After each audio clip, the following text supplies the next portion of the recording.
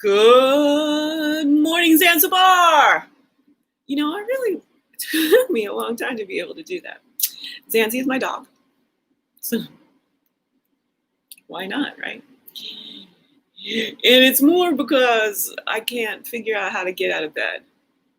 I have lived my whole life, nearly 52 years,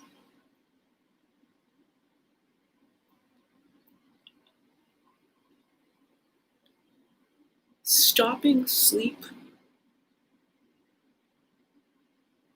I don't know how to do it. It doesn't feel good. It feels like, no, more sleep, more sleep, more sleep. And then convincing myself to get out of the bed, phase 2, and my dog nudges me and she kisses me and she wag her tail and she get all, come on. Like 5 minutes. My dog know 5 minutes. That's like one of her commands. She know the best. So what choice you have, right? What's the Arctic fox gonna do when a polar bear is hibernating? Catch a few more Z's. Zancy, easy. And you can call me Zenzi.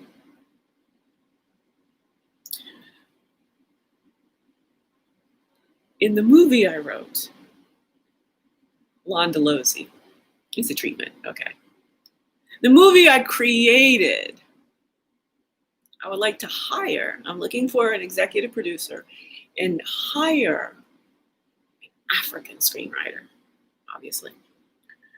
But I had to conceive of the scene where I would get an African name. That's what happened. Actually, before I got my own African name, that's just theoretical. And I really want to get one officially, apart from fictional creations. But how I found my name was, I got this trio, me, Mom Rocker, Jill Scott, and then go do a location scout, Londolozy, meet up with Precious Ma, Remote Sway, Number One Ladies Detective Agency in Gaborone, brings in Jill. We're solving human health dilemmas. And we've seen plenty of movies where Hollywood leading A-list handsome actors like Lamar Rucker meet. So he just there, already married, and we're college pals, we're creative partners, wanting to do a movie about racial harmony. So here's the deal, right?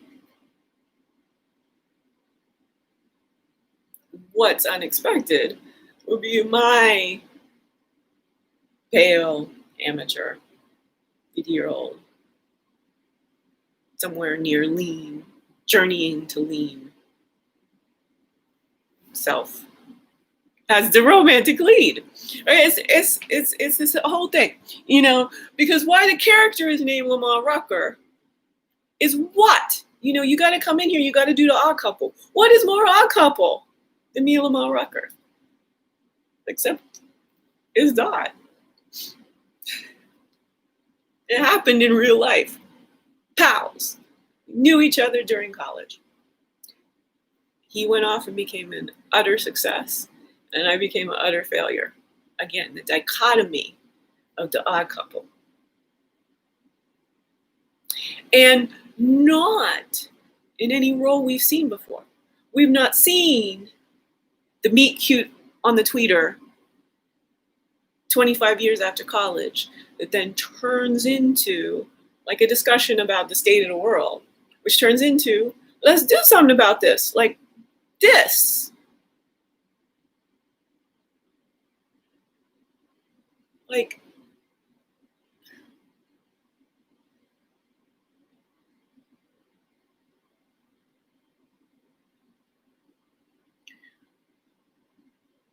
we don't have enough words for relationships between women and men.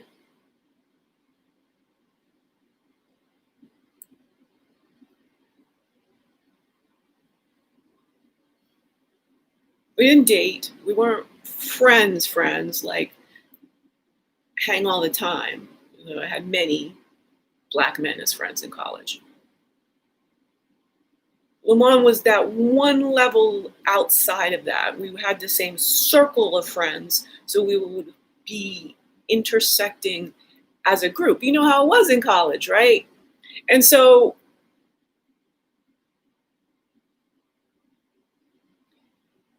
there's no word here for a really successful relationship that, you know, I feel like I can call him up. I feel like there'll be a rapport. I feel like there'll be some harmony in what we might want to achieve in the future. And that really nobody else can make this movie but us. So it might as well be about us. Ultimately change the character names. Or, you know, he can defer and I can just holler at Blair. Or I can tweet Tay. Tay Diggs is who everyone's going to go to for the interracial male creative partner lead. So that's what's the relationship name of men and women who have more relationships than just spouses, friends, colleagues. The reason the world is like it is because men and women can't freely interact outside of sex. Sex, great, it's cool. And most people, you know, but at a certain point, it's like because of that, there's no interim relationships, or there's no way to port feelings of love, platonic love, care, concern, interest, similar hobbies, liking to chat about the same concepts. You know, if we got more categories and terms for relationships between men and women, if we open that up, if it starts to be like more of a routine thing, maybe women don't get Venus and men get Mars. Maybe we all get Saturn together. Maybe we all like Jupiter together as equals.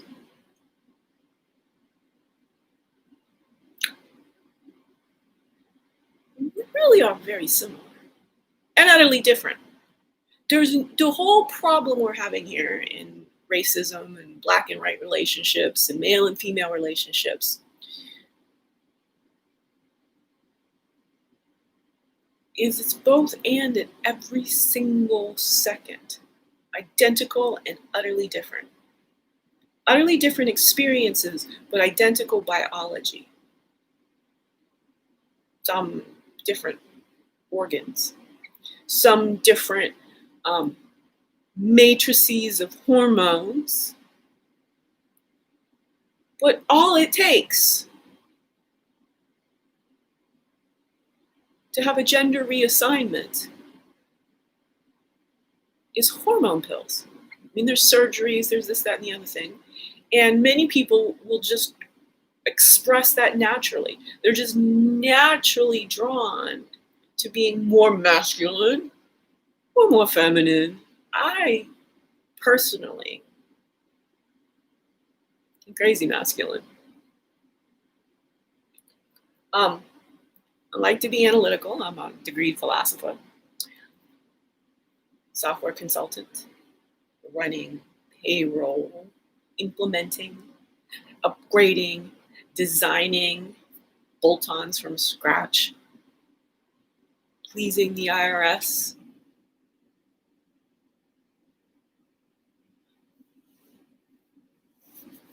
I'm having a lot of trouble over how much harm money does to life force. Just have a few billionaires. For some reason I'm thinking there's 261 of them. Saw that number recently, I think. I don't fact check shit. That's enough. 250.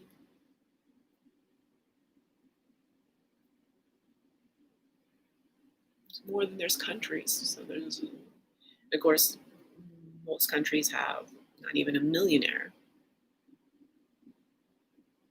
I mean, in US dollars.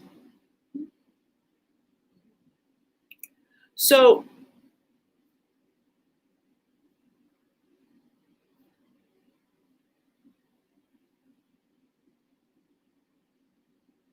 it's not a flattering angle.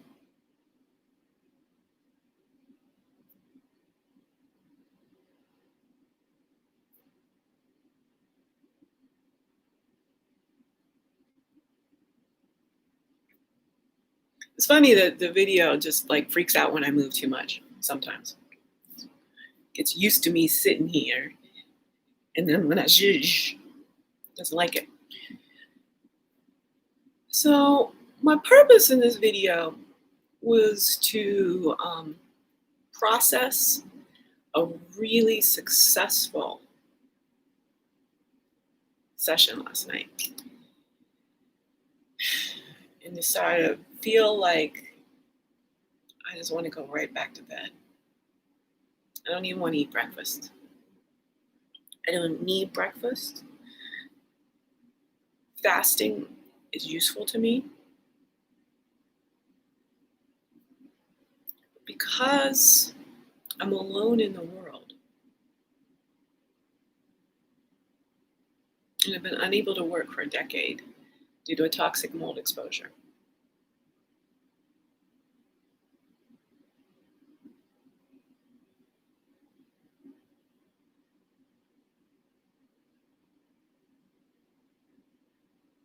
I'm having to self-harm myself.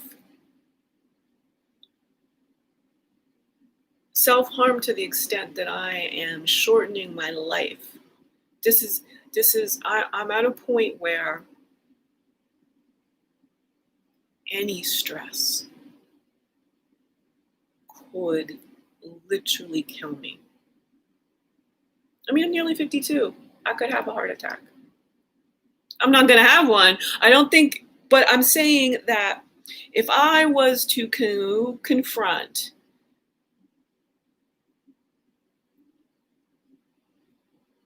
my credit card debt, it might kill me. First and foremost, I'm talking literally, the time that I would have to invest to I don't have a phone, to explain, try to move forward, it's hours and hours and hours of work.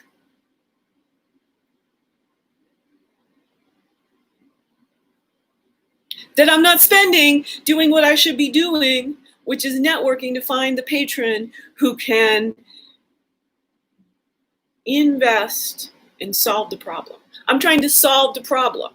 And solving the problem requires me to be able to communicate, not in depth speed, in stream of consciousness speed, which is my work. I'm practicing my work. That makes me happy and pleasurable, and it lets me process all the stress I'm going through, and it sets me up to be able to go and do some deep hibernating sleep, which is allowing my body to stay alive. Seriously, we are remodeling, losing 200 pounds, especially if you've been morbidly obese. I don't know, especially, but in my case, I have no life experience operating a body this size. How do we learn to operate bodies to begin with? We sleep a lot as kids. I'm literally being thinner than I have ever experienced. So let's talk about just the shape, the Michelin womanness, the Michelin toddlerness that I grew up with.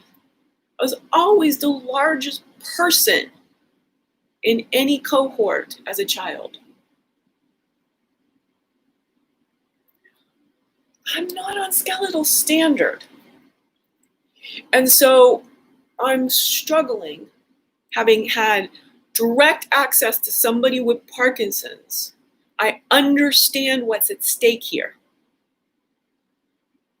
When your body demands 100% that you help it stay alive, that you do certain things and focus on a daily routine that has nothing to do with cubicle captivity and 40-hour work weeks. You do this,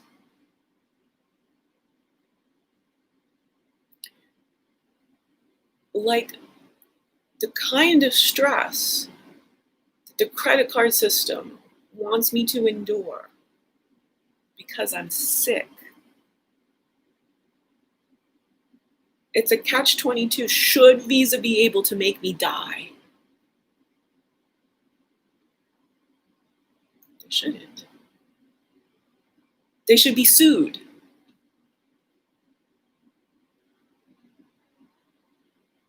There's a company called Upsolve.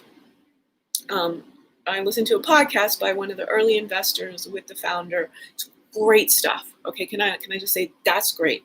But then the process that they're navigating is you have to take a credit counseling before and after the court appearance. You got to pay other companies. So in order to file bankruptcy, I have no money. I got to have money to pay for credit counseling twice in the process. I never paid a day late on any bill until October 2021. Never. I own 2 houses by myself, paid them off. Cars, everything. I don't need credit counseling. I need an income. I need a platform on the internet to meet the patron, angel investor, executive producers. I need somebody to listen. I'm alone in the fucking world. Having had to become a hermit because of the multiple chemical sensitivity, the world is poisonous. It's toxic. And the mold was a gift to me. It's a challenge in trying to figure out how to keep the body alive. But what I'm good at, as a kid who had to learn how to not hurt herself, how to navigate a world she didn't fit in, a world that nobody talked to her about what being human was about, because they didn't want the peer pressure of being seen with the fat girl. I've lived a life that you can't imagine.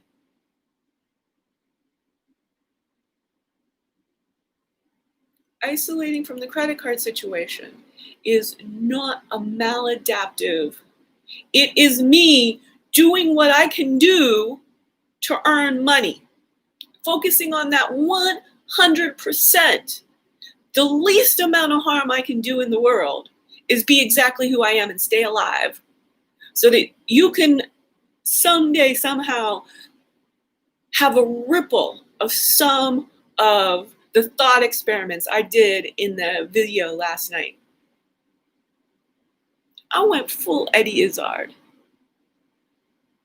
Make humanity humane for the first time. Step aside, Ricky Gervais. Step aside. You need a female talking about saving humanity. Y'all white men. And cross-dressing now, thoroughly cross-gendered men. Biologically penised. We're all the same. We truly are. But the way y'all got socialized, any British, the Brits are responsible for colonialization as a concept. I mean, the Portuguese are responsible for racism. The French, they all accountable. They all jumped on. They all had their own heinous, specific ways of going about it. But it's really the British. I mean, America's a British colony. So is Australia.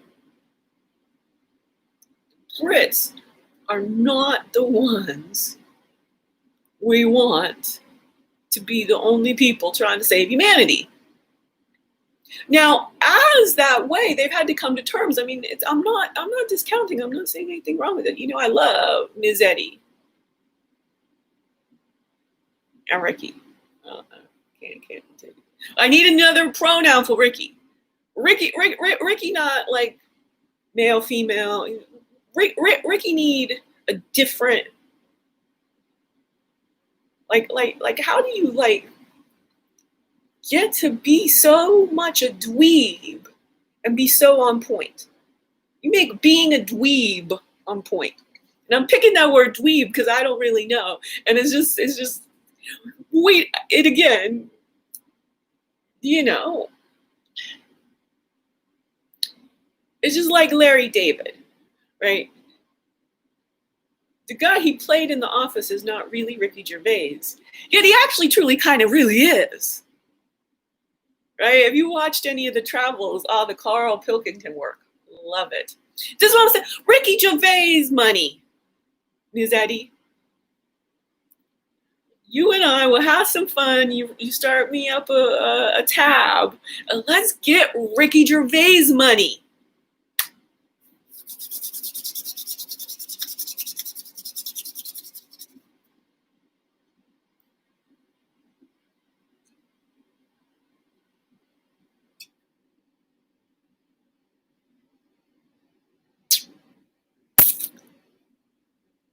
Sorry, y'all. I was like thinking, like, okay, so from The Office, what can we call it? But I wanna play with Miss Eddie. That's what I want to do. All right.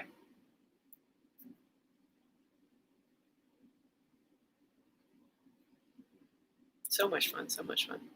So again, you see, I'm always doing the work. I was like, oh, can I just send this to what's so hard?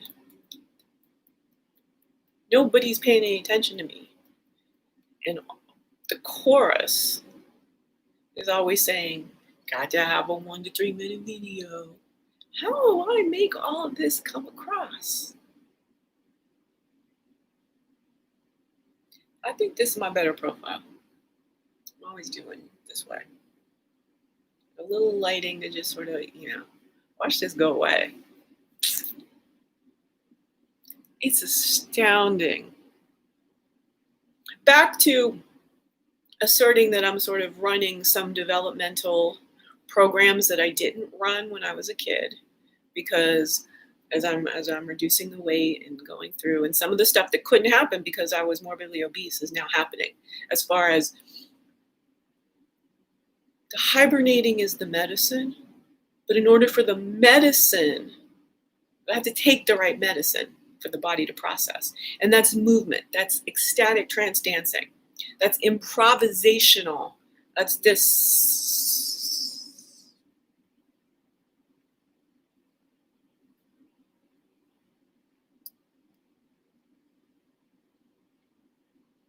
Yes.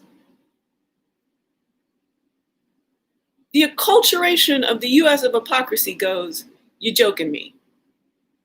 That's healing your mold exposure. It most certainly is. Having a mold exposure is like having a stroke. Not a massive, but one of the ones that's specific. So some parts of my brain have molded over, and I can't access them.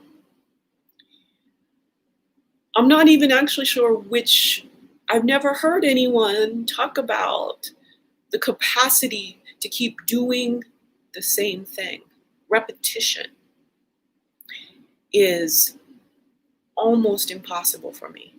And going to deal with the admin of the money situation represents repetition. It represents being forced to harm people by accepting an exceedingly flawed system, by not being somebody who's able to stand out, to stand up for the way that the monetary system, capitalism,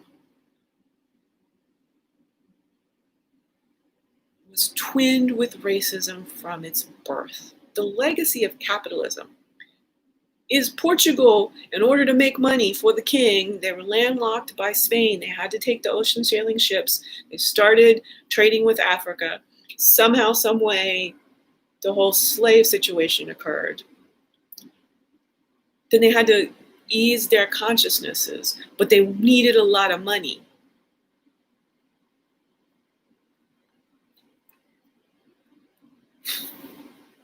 Forced labor, enslavement, the only reason capitalism succeeded.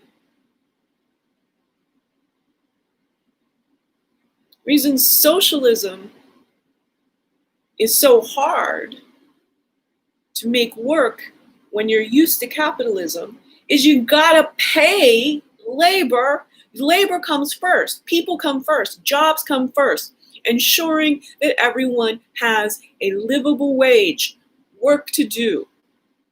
Setting up a society so that everyone can succeed costs more than a society where like you just let everybody fight it all out.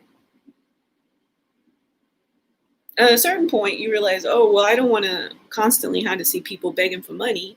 So let's do a little aid, charity. Come on, y'all. People must have work. We need that. And people must be paid for that work so that they can buy food and have a shelter and go to sleep and start a family. They can't do those things if there's no money flowing through. So the problem with the US of hypocrisy in one definitive statement is get everyone a job.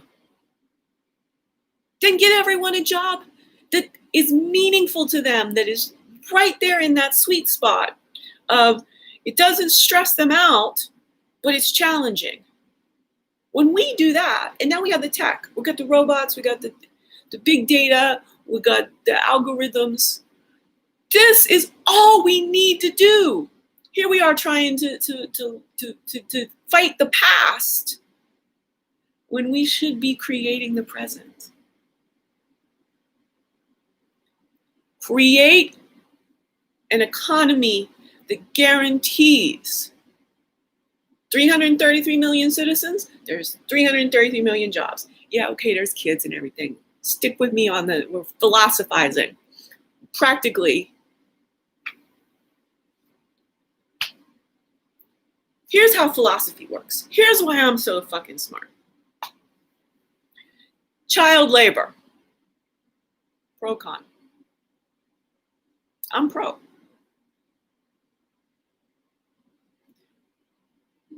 Not wanting to exploit or harm kids. Very against that. But let me take that controversial statement, because I am pro child labor, as the world stands right now. And I want to, in talking about it like this, maybe I can stop it forever. Y'all been fighting it. You've been creating, NGOs. There's everyone, and I honor it. Okay. Working within the framework. Without COVID, that's what we had. To just go, the framework's got to fucking be eradicated. Can only happen when there's things like a global pandemic. But now I'm seeing that, and I'm trying to be the Laird Hamilton. I'm trying to surf the tsunami right at the front. I'm trying to be the person who can surf this chaos like Laird fucking Hamilton. And I can do, because I'm pro child labor. In the pre-pandemic world, because I need you to come away from everything you're thinking, and I need you to put yourself in the life of a kid who is making blue jeans in a factory. If that is necessary, that is the safest and most secure outcome for that child. That they could get in a factory and be around a bunch of women. It's really the most optimal path to them getting to be an adult and what they want. Because the other options involve heinous things that I don't want to talk about. I don't want to mention them. Do you understand that working in a factory, just to object to that on principle, is harming those kids? Because those kids who end up working around the system and being invisible and showing up in the factory are better off. The other alternatives are starving, being alone on the streets, being feral with each other on the streets, being enslaved, being used. We don't want that. Being used, being ordered around as a kid is worse than being employed in a sweatshop.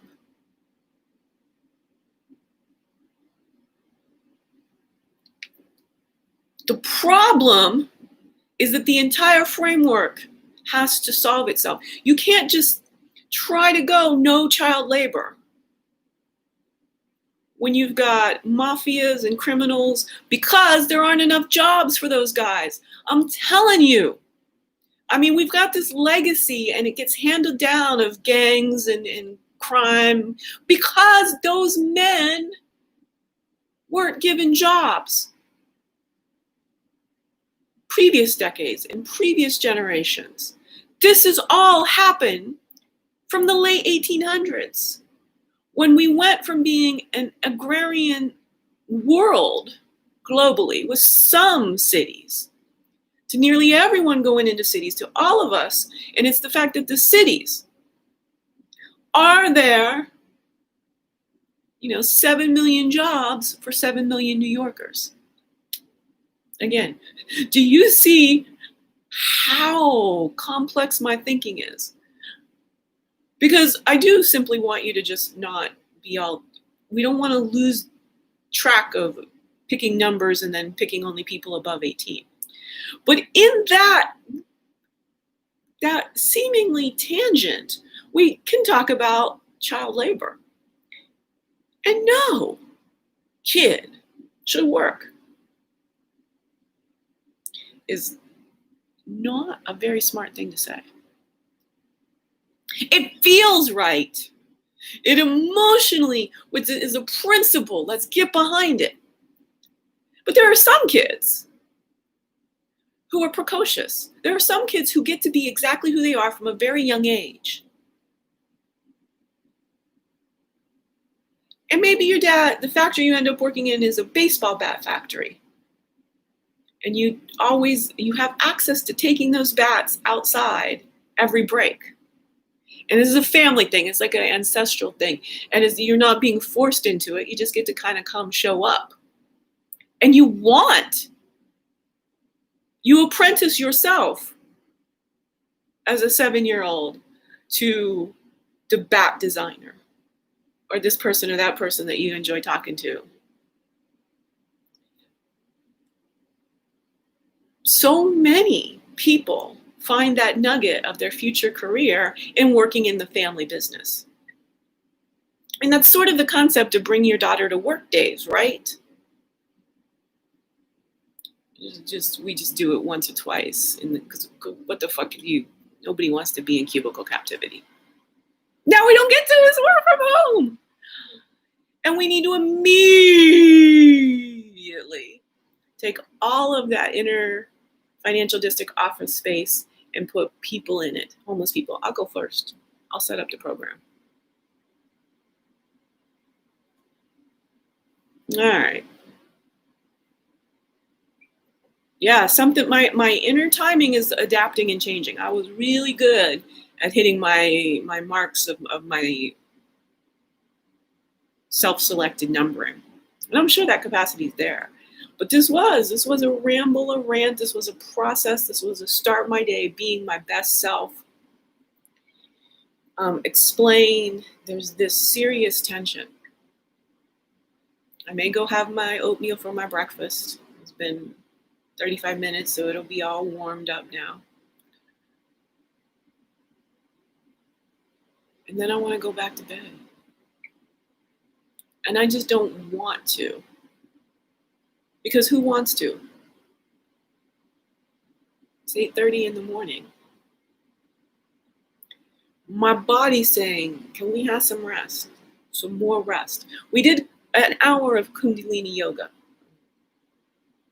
We went outside in the damp, 6:30, it was pitch dark still in Seattle in early January. What humans do in these cases is sleep more. Around the globe ancestrally. We've demanded, the financial system has demanded that humans not do that. That humans completely ignore our own signals for rest to fit into the economic hegemony. The economy is a prison. The economy is a societal prison. And every random Tom and Dick, all the dicks pop on the internet and, oh, that'd be like socialism. Oh, no, don't give everybody $2,000 checks. Oh, don't. Make it so that people don't have to fight and scramble and hurt each other in order to just have the basic necessities to stay alive. I don't understand how any of y'all think. It's like you're doing self-harm as you're harming others. It's just like harm. When the preciousness of human life force, we're the pinnacle of evolution. We should be figuring out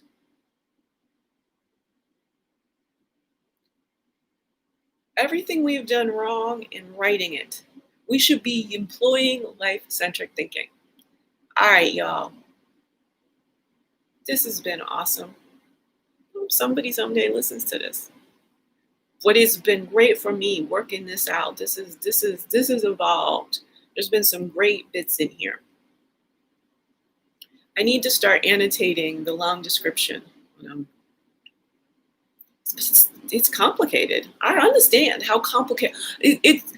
The way my brain works when I'm in stream of consciousness, one woman show performance, I will readily admit that I find it hard to come back and take the notes about the topics that I'm talking about. Mostly, I just don't have the time. I got the hibernation to accomplish. I got the dancing to give the hibernation something to integrate. I got the childhood. This is trauma healing. This is me neglect healing myself. This is me performing interventions for myself because I have recorded interventions. I have asked, begged, pleaded for somebody to throw me an intervention. Somebody would introduce me to strangers who couldn't be part of my intervention because there's nobody to throw the intervention. There's nobody to attend the intervention. There's just me. Day after day.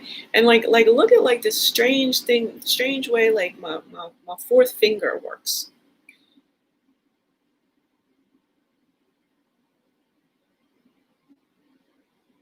You know, those fourth digits are really like awkward. And I bet we're gonna fix that. So sorry, you can't go yet. I might pull my feet out. Why this has occurred is my subconscious is smarter than I am. Your subconscious is smarter than you are. Your subconscious is so much smarter than you are that you're a fool for listening to yourself and not trusting your body. Trust your body. Your body's only job, and it does it 24/7, is to keep you alive. Yeah, again, look at like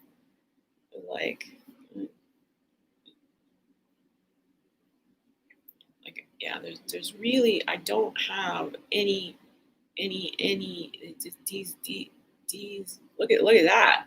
Look at that. I mean, what's my left? Again, like go back to kindergarten and shit. But so I should be able, so I can't bend the pinkies alone. Like trying to bend the pinkies bends the fourth fingers. I am literally in my brain trying to bend my pinkies. When I try to bend my, look, Deb, bend your pinky.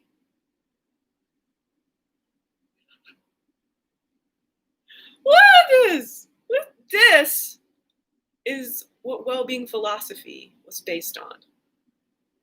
Observing myself astutely as a philosopher, and anybody else never really got any sort of positive feedback.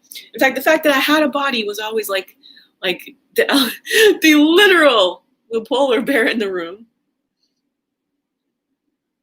I didn't talk about being fat. Nobody talked about being fat. Nobody encouraged me to lose weight. Very few people ever said, "You're gorgeous." If you just look, nobody saw my gorgeousness. And it's rare, it's unique. That's why I get to be a one-woman performer. Odd people. Curious about them. Like to look at them. Think about what it takes to be a 51-year-old woman, never wanting to be looked at, never looking at herself, really. And go, well, to do the work I was born to do, I'm going to have to get comfortable being looked at a lot. And just me. It's just me, like, sitting, standing, talking. Pulling my embodiment out. So the hips. There's a similar thing with my feet. My toes are the toes, the big toe is really big. And then the other four toes were like this. They were sort of, and they were close together. They were non-functional, mitten feet. But my toes still, I should video my toes, my feet. I wish I had it before. This is again what I knew it was happening, and we got video evidence. But I didn't quite imagine. I never really assessed the delta between my body and someone else's body, as in what would my own body look like, be able to do. Yeah, look at that. There's like literally no muscularity. Like it's just this dead zone. Okay, so I can bring the pinky up by itself. I bring the fourth finger up to crease all kind of crampy looking things. Middle finger up. I have to really, really hold the index finger down to get the middle finger going. Now, it's like the first two fingers, I've got a lot, I can feel a lot of muscularity. I don't have any muscular control really on my fourth and fifth fingers. Not really. They're just there. And I was forced to play piano from 5 to 15. I took piano for 10 years. Really weak. And again, yeah, look at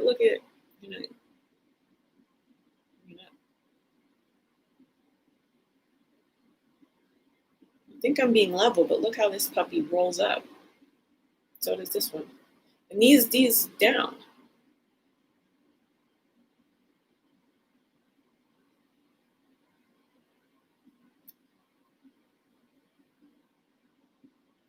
arthritis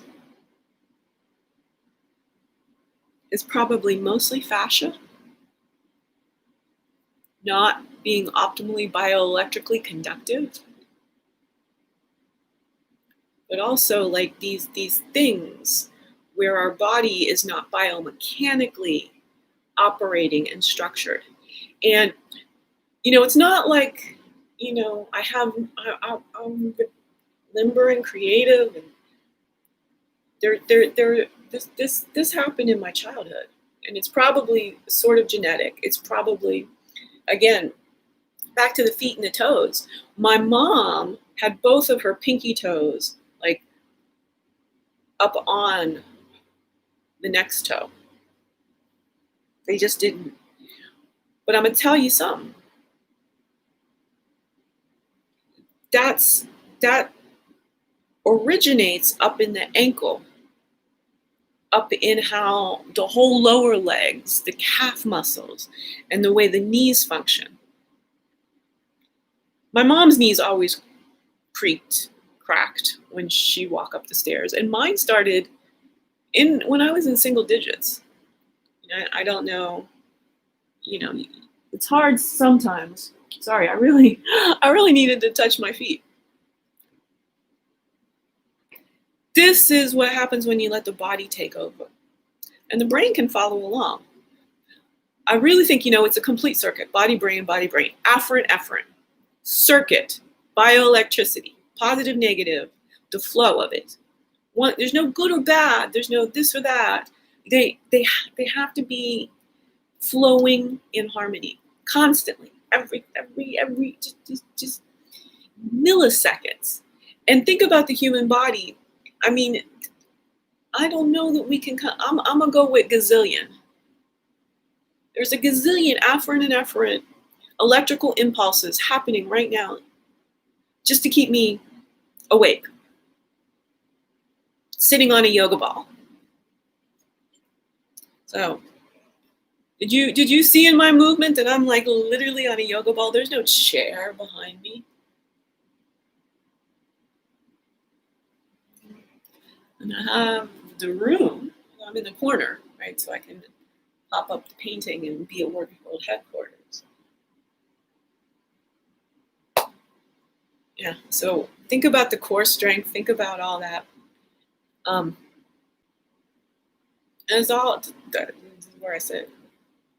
I don't switch it out for a chair. I've been sitting like this. And still I've got a lot more work to do in the unlocking my pelvis, my pelvic muscles from all of the carrying 200 extra pounds. Whew.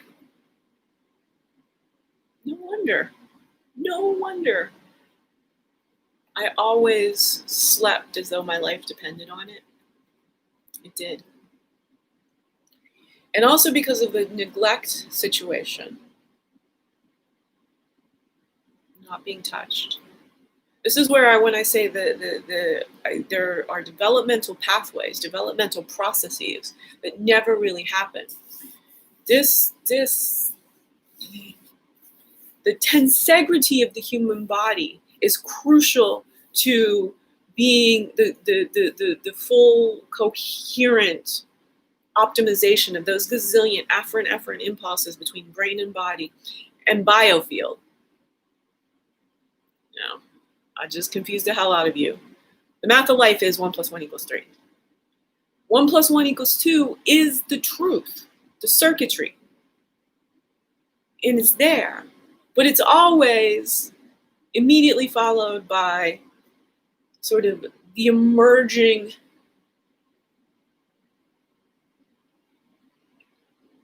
entity of consciousness that you are. Think of it as electrosmog, bioelectricity. How does your brain and your toe, if you stub your toe,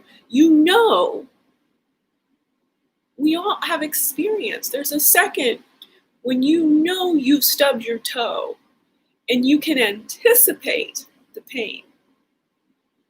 It's like, oh, it's gonna fucking hurt. No, ow! Occasionally, you don't know that you're going to stub your toe, and that's excruciating. But when we've sort of, on purpose been paying attention, but not to our feet, but to, so coffee table, and we're focused on straightening the magazines and the remote controls, and we aren't focused on precisely where our foot lands, there is a moment when we know the pain will come, but the pain hasn't come.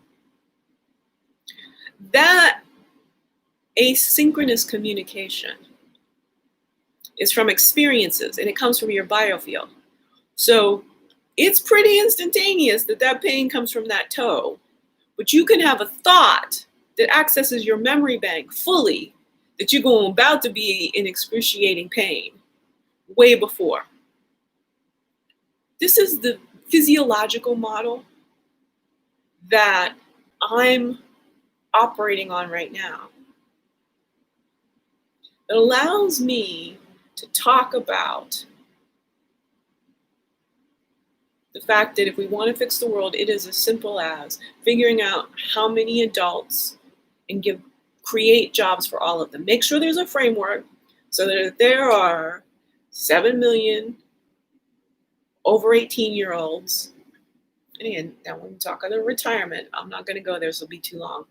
But put in the just the standard figures. I mean, if we have a job that nobody does, is that better than having a person who doesn't have a job? It's so much better. Having a job that's not getting done, sitting there waiting for the perfect human to come and fulfill that work. There's no harm in that. Having a person with no job that they can do. I'm not able to access the logical part of my brain that did that software consulting right now. I can force it for little bursts, but I don't even think I could hold an entire interview together. Nobody's ever called me for an interview. And if I got the interview, I'd do my damnedest.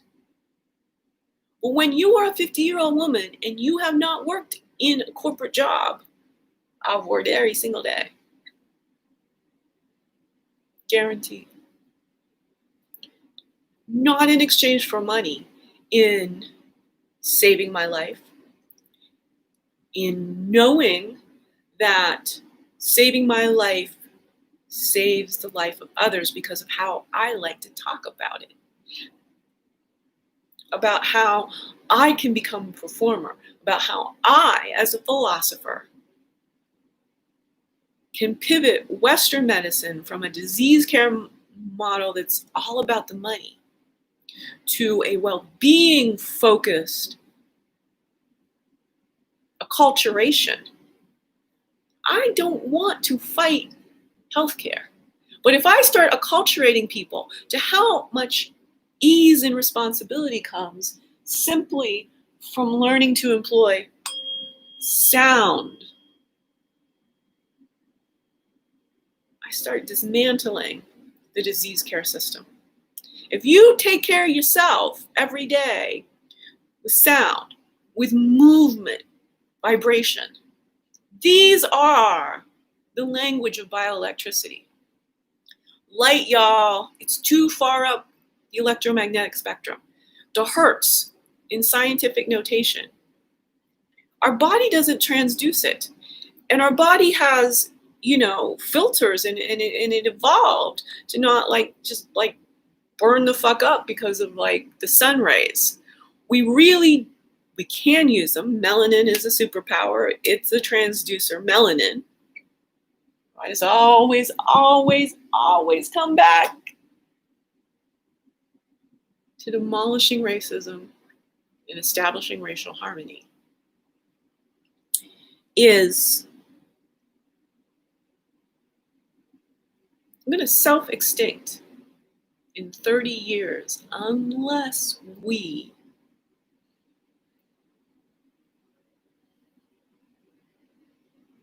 start admiring dark skin. Unless we can all start going, we're all Africans ancestrally.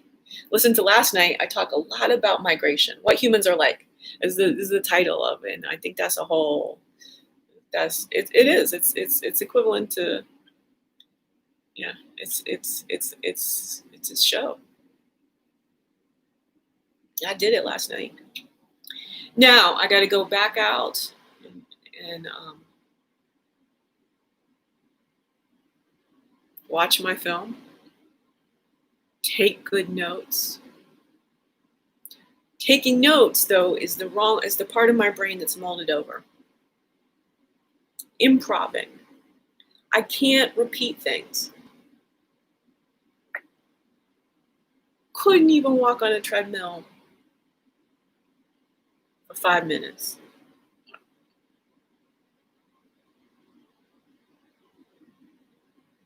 I may have the physical capacity to do it, but I don't have the mental fitness. But my brain did not be like, okay, the sound of this motor is annoying. I don't like the feel of the slickness of this conveyor belt thing. Everything about treadmills offends me as a highly sensitive person. So I never did it. But in that way that I can start to observe, it's the wrong way to be fit. Ecstatic. Dance. Improvisation.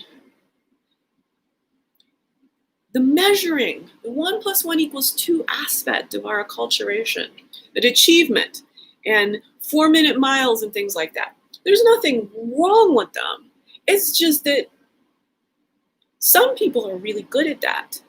And it's useful. And some people should be able to run marathons so they can go back and forth between 2 disparate villages and share important news and establish trade and, all this kind of thing. But they never do that without purpose ancestrally. They wouldn't just do it because it was the only way to process their energy to be able to go stick themselves in a cubicle and become an associate director. We're having to do it because we're not being taught as a species in civilization in all these tiny and ever getting tinier boxes that we're meant to habitate in. We can't just be free. We can't just pick up a boulder and hurl it around. Now, the thing with some of the CrossFit is, and you get this stuff, and then, they try to build it in, but they're still using the same sort of props. They're still in these, hijacked, auto garages and shit. CrossFit, the principle is there, but they're poor theorists. They use what the stuff. Again, white people have Stockholm syndrome, the stuff. This explains colonialization. I was good last night. I'm telling you. Last night was the bomb. So, yeah, we hit an hour. This was lovely. This also needs to be doing Kundalini yoga every morning. Then I'm going to come get it all on film. My creative process, my artistic flow, my stream of consciousness. It's healing myself. It's the only way I get to stay alive. I do need a lawyer to go after the credit cards. I don't have that much debt. Poof it away. If I could find the executive producer and they were investing, I could poof it away. That's what I'm trying to make happen. I don't want to file bankruptcy. I don't need credit counseling. And I really would like to pay that money. The fact that there is you either pay completely on time with a little tiny, or you file bankruptcy. Or you lose your health being hounded by creditors. These are not all good options. Can we not figure out how to cloud that debt when somebody's ill? Like offshore it, like put it there. If a person is ill and they can't work, they can't figure out. Now again, I believe in making jobs that everyone of every disability, everyone has to have a job. And if you are enduring chronic fatigue and fibromyalgia, I've had these things. I just never associated with the disease because I had it my whole life. Being morbidly obese since I was an infant, I had all these things and lived all the way through. And then lost my whole 40s because of all the efforting it took me to live my life and play by the rules of our society. And if I'd had one person see this, see the philosopher, the Socratic dialogue, see the creativity, see it.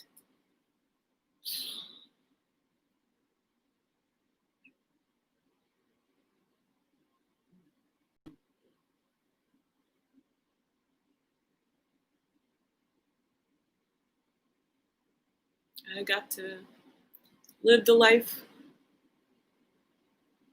that would have been so fulfilling.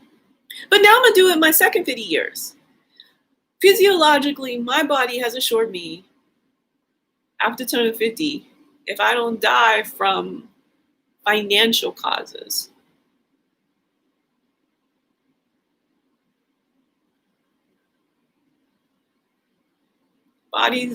we're going to be able to hang out, to pull this all together, to make a body of work that's impactful to every human across the globe. Now, that's abundance incarnate. I don't care anything about how much money it is. Other people are going to have to figure out the framework for the money. Because I'm just too important to talking about human health. I just need teams. I need to be able to do this. I can one-on-one, when I get to develop a relationship with somebody, which is what last night occurred, I can Socratic dialogue with other people's subconsciouses without them even really knowing. Not, that got me in controversial places. Without them having to consciously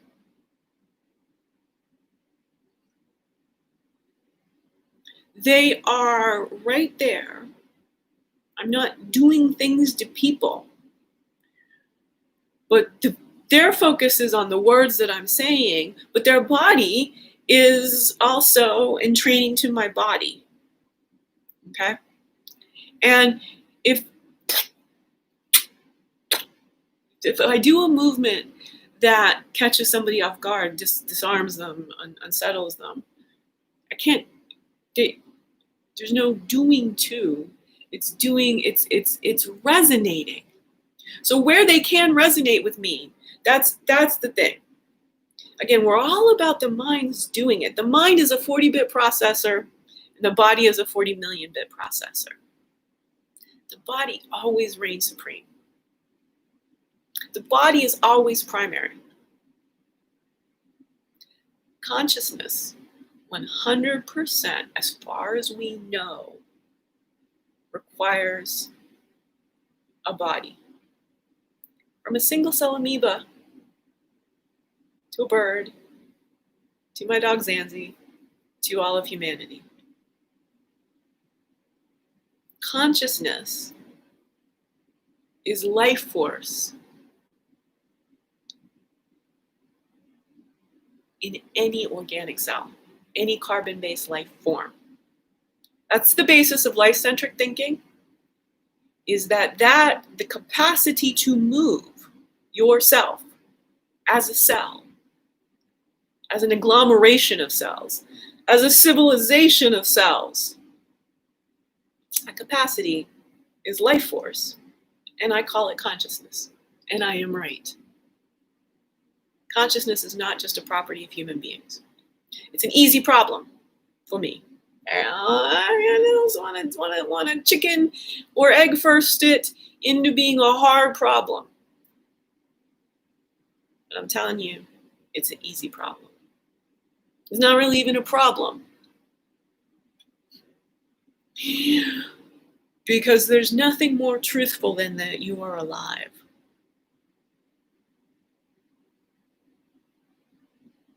There's nothing more truthful than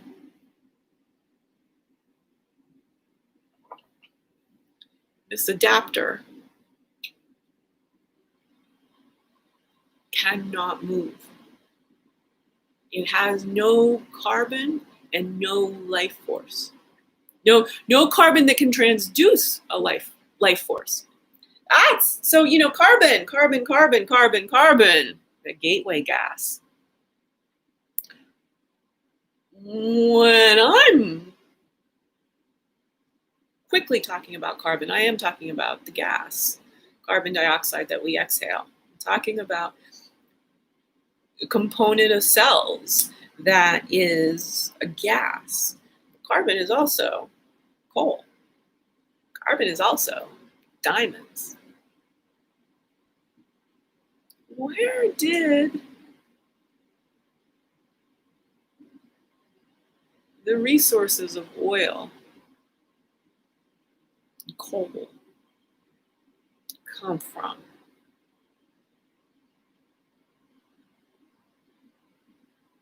Carcasses of life.